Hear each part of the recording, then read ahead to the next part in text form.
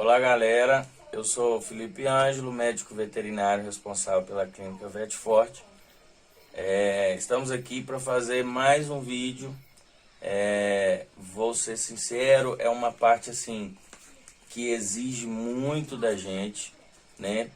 É uma documentação que na maioria das vezes gera muita dor de cabeça, né? E para a gente falar um pouco sobre isso, eu convidei a Aline Oliveira, né, que me ajudou muito quando eu fiz essa documentação exigida pelo órgão municipal. E para ser sincero, quando, né, eu adquiri a loja, né, toda aquela história, a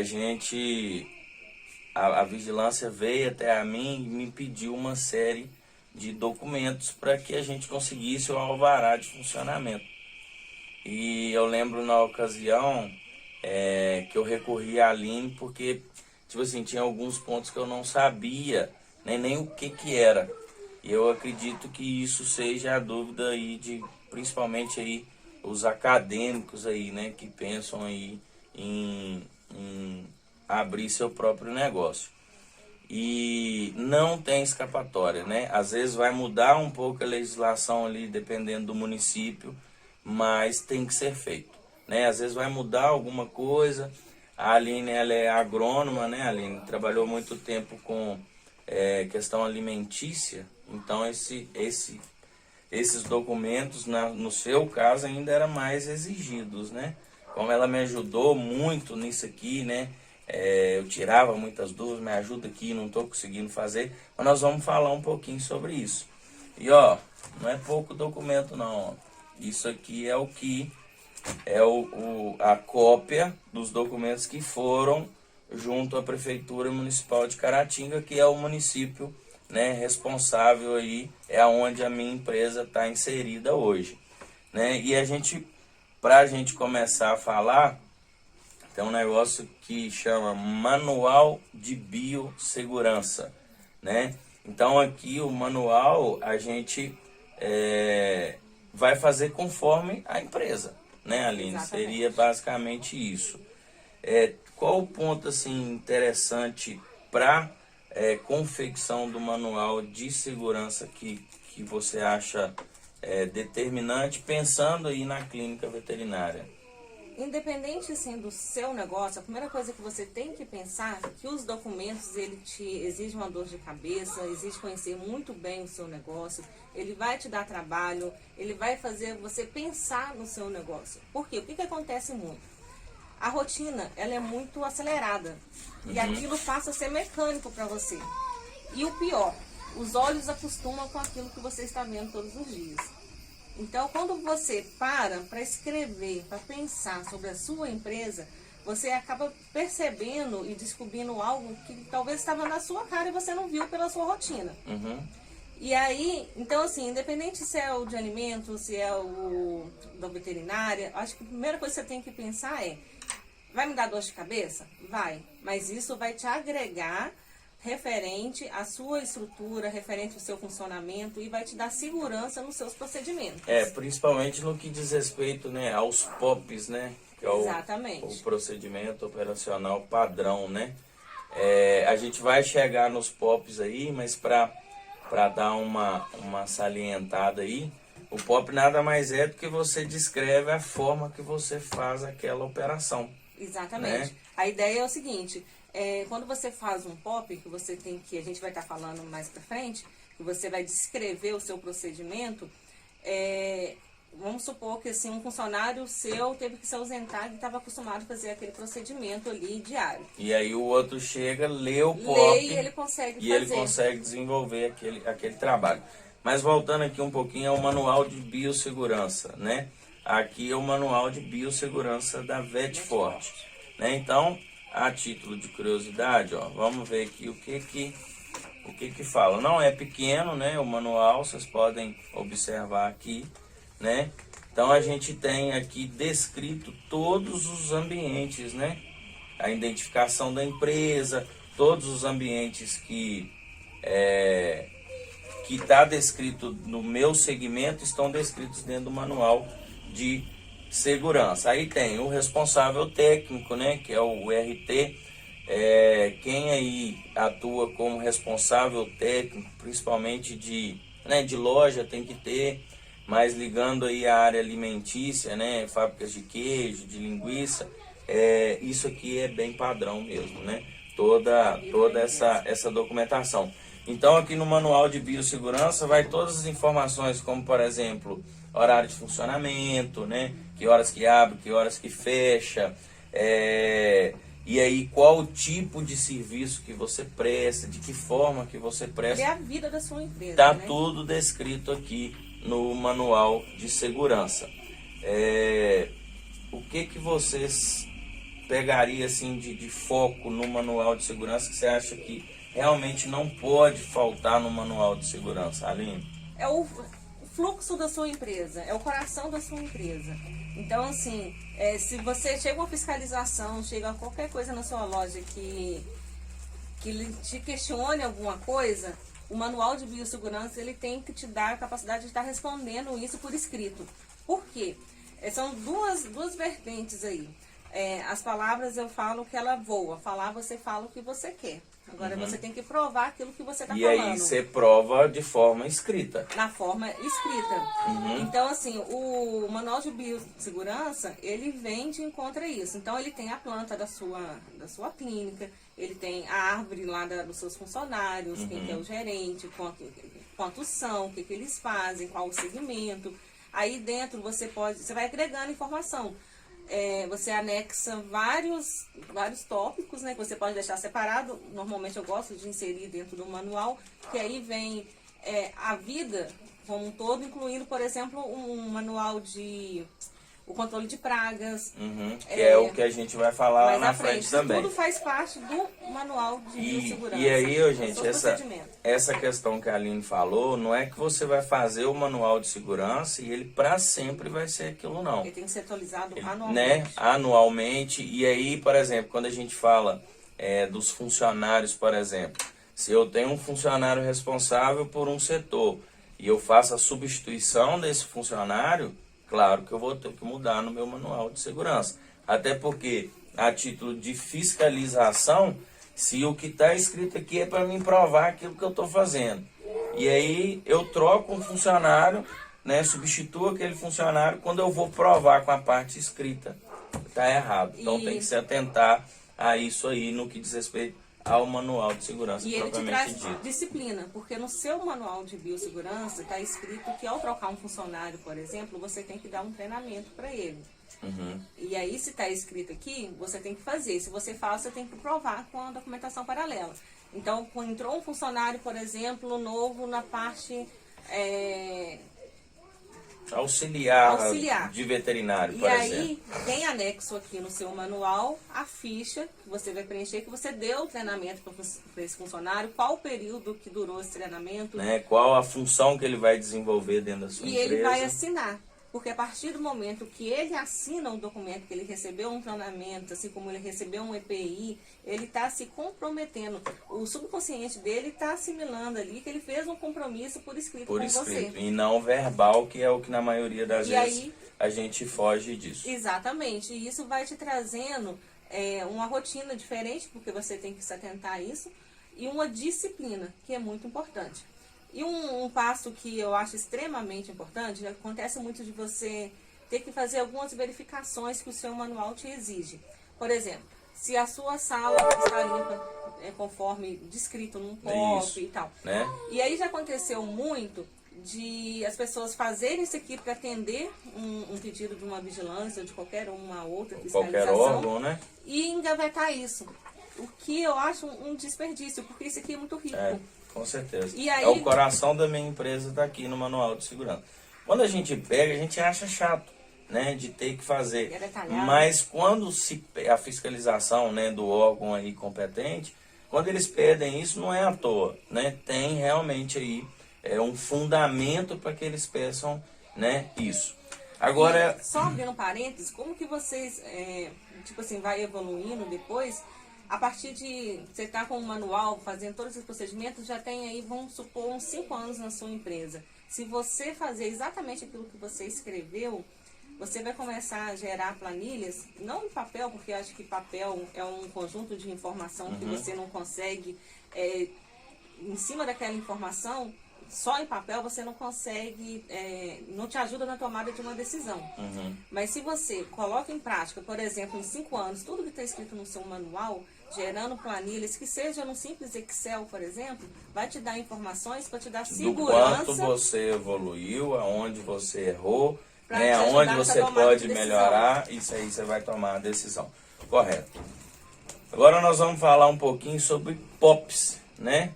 É o procedimento operacional padrão, né? E ele eu acho bastante interessante, porque, né, lá no manual de biossegurança você descreve de uma forma sucinta de como funciona, né? O coração da sua empresa está aqui. Mas é como se nos POPs a gente tivesse as veias e as artérias, né? Exatamente. Lá é o coração, aqui são as veias e as artérias. E aqui você vai descrever, né? O meu é bastante rico. Eu descrevo, vou até tirar aqui para vocês verem, ó.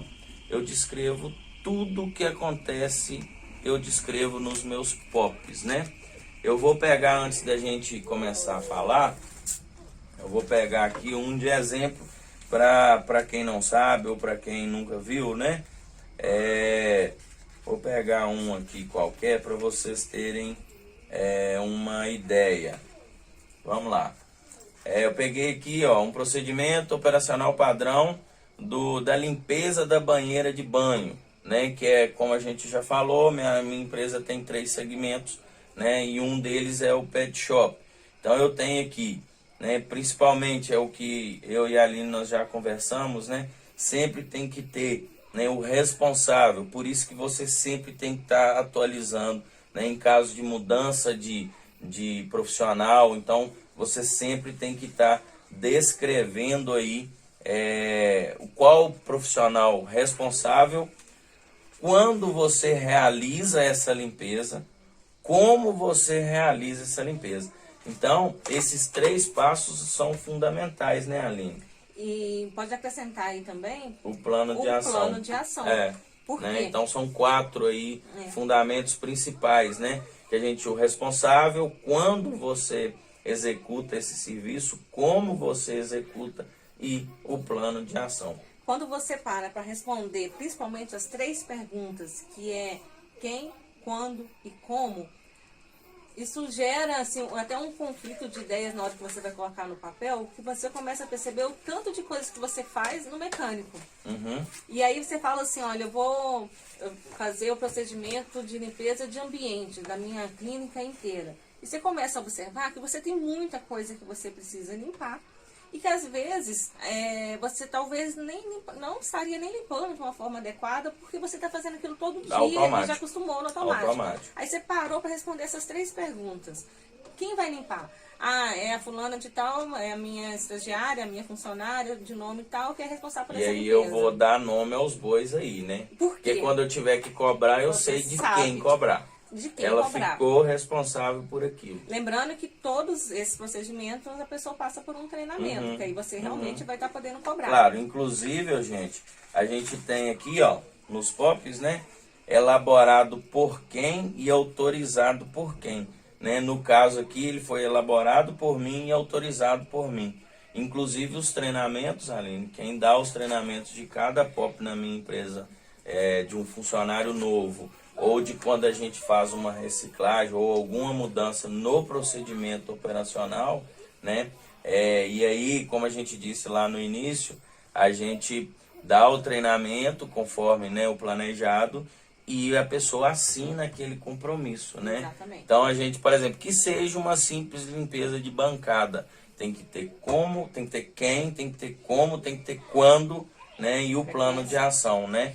Então tem que ter esses parâmetros aí essenciais. Para você como gestor, te ajuda muito. Por exemplo, assim, se tem que limpar diariamente e você não consegue estar na sua empresa todos os dias e você chega num ambiente que, por exemplo, você viu uma teia de aranha e sabe que a limpeza é diária, você fala, pô, eles não estão fazendo de acordo. Não estão limpando. Não estão né? fazendo de acordo.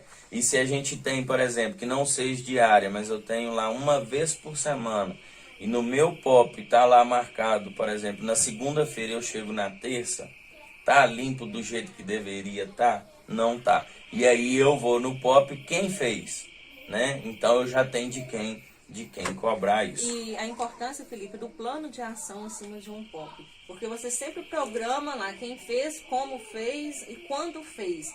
E se você, na hora de limpar, quebrou alguma coisa? Qual que é o plano de ação? A quem que você vai recorrer? Para substituir Um para as exemplo. coisas não parar, né? Então, assim, o plano de ação inserido no POP, ele é de extrema importância por um caso adverso que aconteceu e você saber o que fazer naquela ocasião. E assim, a gente não consegue, né, Aline, estar na empresa 24 horas. Então, realmente, né, o plano de ação aí é essencial. A título de curiosidade, gente, né, vamos falar aqui, eu falei da banheira, né? Deixa eu pegar um outro POP aqui, ó. Procedimento operacional padrão para aplicação de injetáveis, por exemplo, no caso da clínica. Quem é o responsável, né? Médico veterinário, né? Quando? Sempre que o responsável avaliar a necessidade. Então nós estamos falando aí de consulta, nós estamos falando de internação, nós estamos falando de cirurgia, nós estamos falando, né, como um todo. E o objetivo é padronizar o procedimento para aplicação, né? Então, sempre que a gente vai efetuar aquele procedimento, vamos descrever assim, quem a gente já descreveu que é o médico veterinário. Quando houver necessidade, que quem vai estipular é o próprio médico veterinário. E aí, de que forma? Eu vou pegar uma seringa descartável, vou acoplar a agulha, vou fazer a desinfecção, né, com álcool 70 e vou fazer, aí eu tenho, né, subcutâneo, intramuscular, endovenoso. Então a gente vai descrever o passo a passo, né? Aí você pode, né, não tocar no bico da seringa, depois como que você descarta esse material. Então eu não vou ler para vocês aqui agora porque vai ficar um pouco cansativo, mas a gente faz aquilo, a gente descreve da forma que a gente faz, né, literalmente. E claro, né, se você quer ter um sucesso, você vai procurar fazer da forma correta. Então, além de você fazer da forma correta, você está sempre se atentando no que diz respeito ao POP, né? Beleza? Então, gente, a gente finalizou aqui, né, um parecer sobre o POP, né? O que é mais ou menos. A gente vai agora para o plano de gerenciamento de resíduos de serviço de saúde. Então não tem escapatória, tem consultório, tem ambulatório, tem a clínica veterinária, que é o que a gente quer, né? Você não tem como fugir disso. Por quê? Você tem resíduos de serviço de saúde, você tem material sanguinolento, você tem perfuro cortante, você tem material biológico, você tem cadáveres, né? Então não tem como a gente fugir disso. E aí, a título de curiosidade, eu vou deixar um link aqui embaixo. Vou deixar aqui. Vou deixar embaixo na descrição do vídeo a resolução da Anvisa, né, número 306, de 7 de setembro de 2004. Essa resolução é que determina, né, quais são os grupos de resíduos, né, Aline? De que forma que eles são distribuídos e recolhidos, né, melhor dizendo. Então, a gente vai ter lixo que vai para o lixo comum, a gente vai ter, né, os perfuros cortantes que tem que ser numa caixa, né, o Dexapac, né, toda ali especial. Você tem no que diz respeito a materiais biológicos, né, eu falei no outro vídeo, né, da resolução do Conselho Federal de Medicina Veterinária, no que diz respeito a congelador, para você congelar, né, o material biológico, ou que seja o cadáver, né. Então a gente vai falar um pouquinho agora sobre o PGRSS. É isso aí mesmo, tá, gente? Então vamos lá. Igual a gente já falou, né, Aline? A Anvisa determinou de uma forma geral de que forma que esses lixos são separados para que haja um recolhimento desses resíduos de uma forma correta. Exato. O que a gente tem que pensar? Produzir lixo, todos nós produzimos, tanto em nossas residências quanto nas nossas clínicas, e nós somos responsáveis por aquilo que nós produzimos. Então, cabe a nós, responsáveis por aquilo que nós produzimos, a separar e destinar o descarte correto desse lixo. Essa mania que a gente tem de tudo jogar em cima do poder público, né? A gente acha que se eu joguei uma Coca-Cola descartável, o problema é da Coca-Cola, o problema não é meu, ou é do poder público, né? Então a gente realmente tem que se atentar a isso. O que a Aline fez uma colocação aqui, vamos abrir um parêntese, né? A gente é responsável pelo lixo que a gente produz. E na clínica a gente produz um volume razoável. E você, né? Como você é responsável por esse lixo, você tem que classificar ele de maneira correta para você conseguir destinar ele de maneira correta. Por exemplo, você não pode jogar um material que tem alguma coisa com sangue no lixo comum que é coletado pelo município. Uhum. Né? Então você Claro. tem que separar, por exemplo, o lixo orgânico lá que é coletado pelo município, até o reciclável e tal, e aquele que é considerado lixo hospitalar. Que aí esse lixo hospitalar, ele vai ser recolhido por uma empresa responsável para esse tipo de lixo e a empresa, como responsável por isso, vai fazer a destinação dele correta. E não vai misturar o lixo comum, porque esse lixo comum vai para o aterro, então tem toda a consequência em cima disso. E aí, dentro desse documento, você separa, classifica o seu lixo, tem grupos, né? Sim. Tem o grupo Vai de A B, até C, o E, D né? e o E. Uhum. E você precisa ter o seu espaço, porque, por exemplo, assim, você precisa da sua planta, ir lá, fazer a medição, fazer tudo, porque as informações, elas têm que estar, assim, casadas, digamos, né? Por exemplo, se você tem um ambiente muito grande e fala que você produz apenas 2 quilos de lixo, está incoerente. Então, você precisa dessa medição para calcular qual o número de atendimentos e tudo para calcular qual a média de lixo que você produz, né, de acordo com a sua classificação. Inclusive, isso que a Aline está falando, né? Hoje, por exemplo, eu tenho uma empresa terceirizada que eu pago ela mensal para recolher os meus materiais biológicos, as gases, os panos cirúrgicos, né, que são sanguinolentos, e os perfuro cortantes. E eu tenho a gente estipulou, eu já até fiz a mudança disso, né, com as projeções que a gente conseguiu alcançar, né, eu pago por peso. Então eu tenho um limite de peso mensal, né? Um exemplo, estipulei lá 20 quilos, então eu pago em cima desses 20 quilos. Agora, claro, se eu tiver um excedente, por exemplo, eu pago a mais por isso, né? A gente está falando, eu particularmente, eu pago por esse tipo de serviço. Dependendo aí do seu município, né?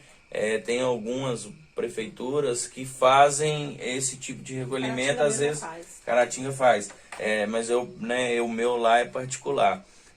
Faz esse tipo de recolhimento para que realmente dê um destino correto para cada lixo.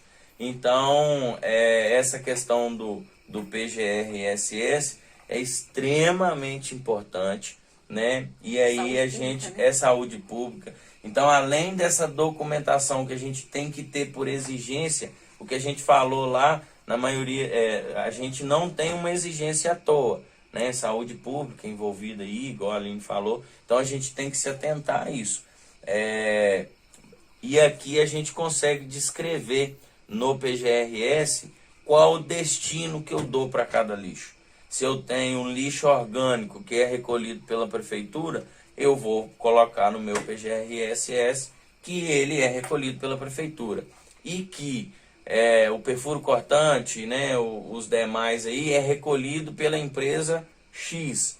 E aí, inclusive, não adianta só eu falar, tudo aqui eu tenho que provar. Que entra né, dentro do seu manual de biossegurança. de biossegurança. Então, anexo a isso, eu tenho um contrato firmado com a empresa X, do qual ela recolhe uma média ela tem até tantos quilos, cabendo aí excedentes, então isso tudo tem que estar documentado aqui dentro, né? Que é o que a gente falou aí no que diz respeito ao PGR-SS. Além disso, né, Aline, a gente tem alguns outros fatores que isso eu não tenho conhecimento de outros municípios, mas controle de pragas, né? Isso de praxes, né? Então você tem ali, dependendo do princípio ativo que foi utilizado, 2 meses, 3 meses, né? Na maioria das vezes são 3 meses. Então isso sempre você tem que estar fazendo esse controle o laudo de controle de pragas, ele sempre tem que estar atualizado. E aí eu também faço isso terceirizado. Então tem que ter, né, o controle de pragas, que é essencial, não tem jeito. Principalmente para quem vai trabalhar com o setor de varejo, né, de loja, de venda de ração, a incidência de praga aí é alta, né? Então tem que se atentar a isso.